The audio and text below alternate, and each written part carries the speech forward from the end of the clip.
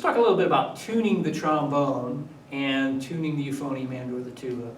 In addition to the use of drones and things like that within your classroom, which I think are invaluable in training the young ear and getting it to hear things, doing some singing exercises and those sorts of things, trombone has a couple of specific things to work at.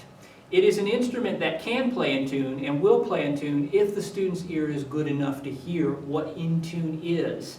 So that's where the drones and those kinds of activities will come into play. But some things that student specifically needs to do, for example, if they're in front of a tuner, is to make sure they're making use of the slide back here. Lots of times kids, they just sort of pencil mark where that slide's going to be. It remains there from 6th grade through 8th grade, and they never once played a single note in tune unless it was purely by chance. So you want to make sure when you go through the tuning exercise that it's not just an activity that's gone through, suffered through, and done, but they actually identify with what is it I'm supposed to be doing here. The thing that they're going to do is play the note, but they can't necessarily just play the note. I think with trombones in particular, they've got to get to the note by going through it or to it. So for example, I will often have my trombonist work from F to the B flat. It might be a B flat drone I'm having them play. It might be a B flat that I want them to tune together with the rest of the band, but I'll have them go to it. The reason is the action of the slide leads the player to put it in a slightly different place each time, and that adds a variable that's different than, okay, everybody play B flat. They might even have their slide locked. They might not even move the slide, so they might be artificially tuning a position that they're never even going to be playing in. So make sure that the trombonist moves to the B flat or through the B flat and comes back to it. That way I think you'll get them to give you a more accurate representation of where their general pitch center is.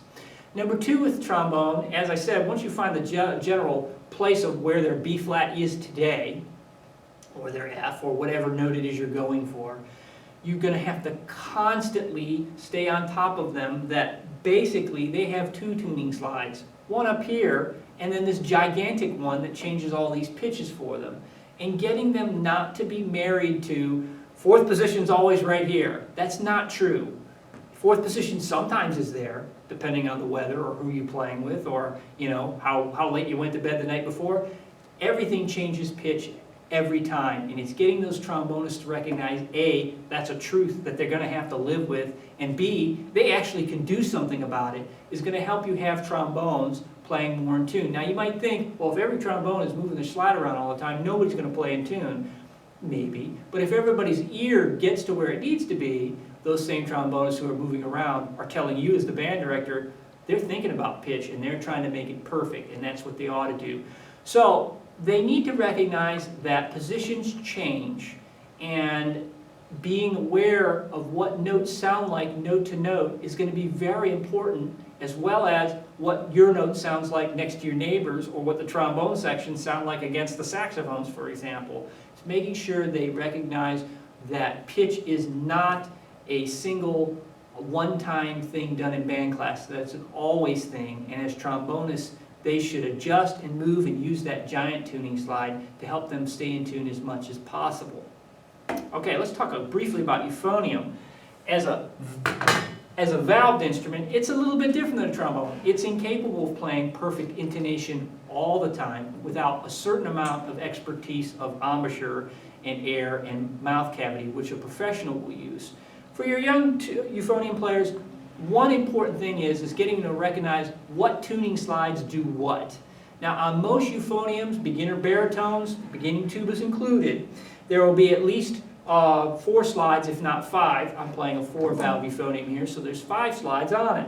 And it's getting them to recognize which one of these slides, out of all of them, is actually the main tuning slide. That's real easy for them to see, because it's going to be the one attached to the instrument when it goes into the actual cone. On the back of this euphonium here, you see 2 tuning slides, one here, and then one tucked in on the inside. And if you look very closely, you can see that this one here is really attached over here to the 4th valve. But with this one, it's coming out of the 4th valve, but then it immediately launches into this upper bow, down to the bottom bow, and out to the bell. This is the main tuning slide. It controls the overall length of the instrument and the overall size of the instrument. So every manufacturer puts these in a slightly different place, so you might want to check out your tubas and euphoniums in general and make sure you know where they're at. But once you get the student to know where that's at, let them adjust with the main tuning slide and not worry about the valves. For 6th graders, I don't fool around with tuning at all with the individual slides. I wait until they're 7th or 8th graders and then start checking some of those things out. Basically, you're going to want to tune the overall instrument to the fundamental of B flat, Fs. Find out where the horn is centered up best. From there, I move down chromatically and I choose the same overtones in 2nd valve, then 1st valve, then 1 and 2, and then 1 and 3 or 2 and 3, whichever you choose there. Or if it happens to have a 4th valve, I tune the 4th last. And so I might do a pattern with them working with a tuner or as a section against a drone, doing first of all getting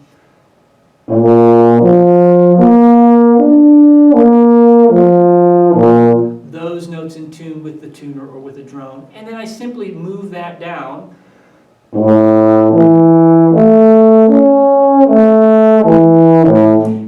etc., as I go down the instrument. And if you notice one, for example, if I push my 1st in all the way, I might get a slightly higher pitch now, and that will tell you as the director and them as a student they need to get that 1st valve slide out a little bit. But just get them to, first of all, find the main slide and push in all the valve slides from there, and then work down the instrument and pull and adjust the valve slides where they need to so that they get an overall in tune and good sounding performance.